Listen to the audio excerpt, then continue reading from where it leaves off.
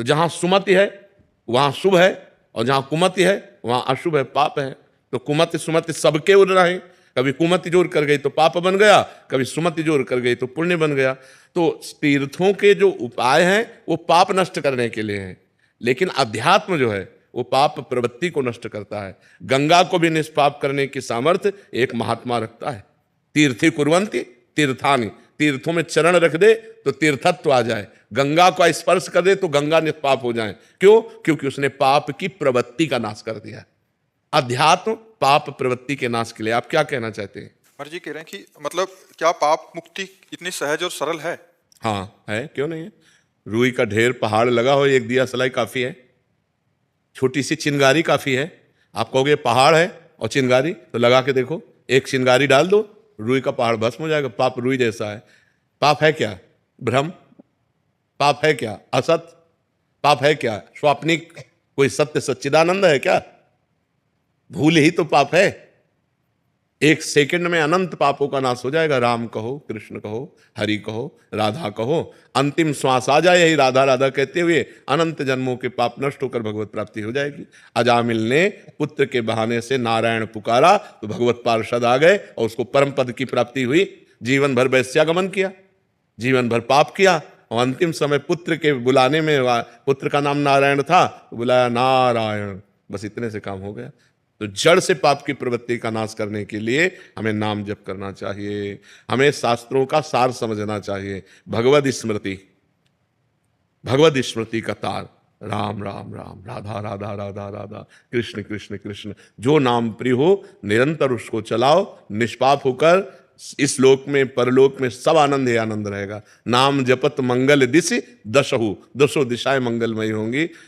इस कलिकाल में और कोई साधन नहीं है, सच्ची मान लीजिए, एक ही साधन है, हरिर नामयु हरिर नामयु हरिर नामयु केवलम कलौ नास्तेव नास्तेव नास्तेव गति अन्यथा।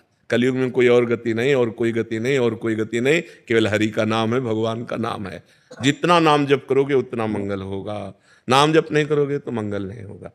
अगर गंगा जी का सेवन करते हो और नाम जप नहीं करते हो तो पाप नहीं रोक सकते। तुम देख लो प्रवृत्ति कैसे नष्ट होगी। गंगा जी से पाप प्रवृत्ति नष्ट नहीं होती, पाप प्रवृत्ति नष्ट होती भगवान के सुमिरन से, जिनके चरणों से गंगा जी निकली। गंगा जी कौन है? भगवान का चरणामृत।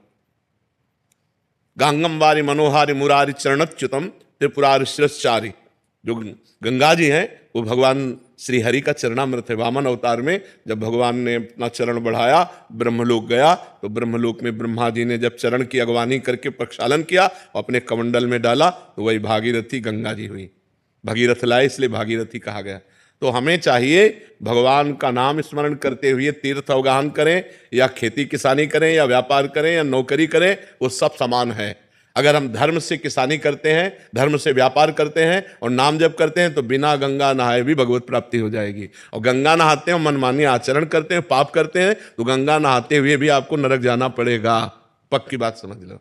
चाहे जितने तीर्थ हैं वो सब तीर्थपाद भगवान के हैं, बिना भगवान का स्मरण किए हुए जीव का परम कल्याण नहीं हो सकता। हाँ, भगवान का स्मरण करते हुए गंगा स्नान करे, लाखों गुना पुण्य बढ़ करके प्राप्त होगा। अगर भगवान का स्मरण नहीं तो प्रपंच की बात की गोता लगाया और चले गए। चिंतन नहीं है, चिंतन का खास बात है, चिंतन की खास। देखो ये बड़े बड़ों से गलती होती है। नलकुबर मणिग्रीव कुबेर के पुत्र हैं, और देवगंगा अलकनंदा में मदिरा पान करके अप्सराओं के साथ नंगे खड़े थे। तभी देवर्षि नारद जी ने जब देखा तो बहुत गुस्सा आई और कहा, तुम कुबेर के पुत्र होकर इस तरह अभद्र व्यवहार करते हो, वृक्ष की तरह ऐसे खड़े, जाओ मैं तुम्हें साप देता हूं, वृक्ष हो जाओ, वृक्ष योनि को प्राप्त हो। तो जब वो चरणों में गिरे तो उनका वृक्ष तो बनो पर नंदालय के बनो। तो वही यमलार्जुन के रूप में ब्रज में हमारे प्रकट हुए आकर के। तो जब भगवान श्री कृष्ण को ओखली बंधन लीला हुई तो वही ओखली घसीट कर दोनों वृक्षों के बीच में लगा के उखाड़ करके उनका उद्धार कर दिया। तो अगर भजन नहीं है तो कुबेर के पुत्र हैं, देवताओं में श्रेष्ठ कुबेर जी हैं, उनके पुत्र हैं, लेकिन कितना गलत काम कर रहे हैं। धनाध्यक्ष कुबेर के पुत्र होते हुए भी गंगा जी में नंगे खड़े होकर शराब पीकर अप्सराओं के साथ उद्दंडता, तभी तो देवर्षि नारद जी ने शाप दिया था। तो आप समझो कि अगर आप गंगा जी का सेवन करते हो तो आपके आचरण भी पवित्र होने चाहिए।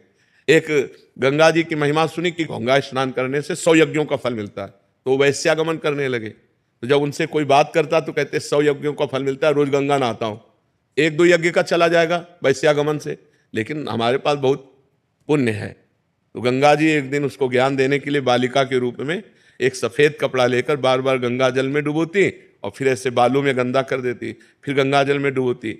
और वो स्नान करने के लिए गए तो उन्होंने देखा, कहा ए लड़की, जब तुझे गंदा करना है तो साफ क्यों करती है, और जो साफ करना है तो गंदा क्यों करती है। उस समय कपड़ा गंदा ही था। तो उनका देख तेरी दुर्दशा यही है, जब तू वैश्यागमन करता है तो गंगा स्नान क्यों करता है, जब गंगा स्नान करता है तो वैश्यागमन क्यों, तेरी दुर्गति होगी। जैसे कपड़ा इस समय गंदा ही है ऐसे तेरी दुर्गति होगी, तू नरक को प्राप्त होगा। ये मत सोच कि तू ये गंगा स्नान का फल प्राप्त करेगा, 100 यज्ञ कर्ता का फल, और 1-2 यज्ञ का फल चला जाए, तू नरक जाएगा क्योंकि तू पाप कर रहा है। तो गंगा स्नान का मतलब है आपकी बुद्धि शुद्ध हो, आपकी पाप प्रवृत्ति नष्ट हो, आपका भगवत स्मरण बने, आपके गलत आचरण रुके, तभी इन तीर्थों के अवगाहन का फल है। ये लोग तीर्थों में जाते हैं, तीर्थों का आनंद लेने थोड़ी जाते हैं, मनोरंजन करने जाते हैं।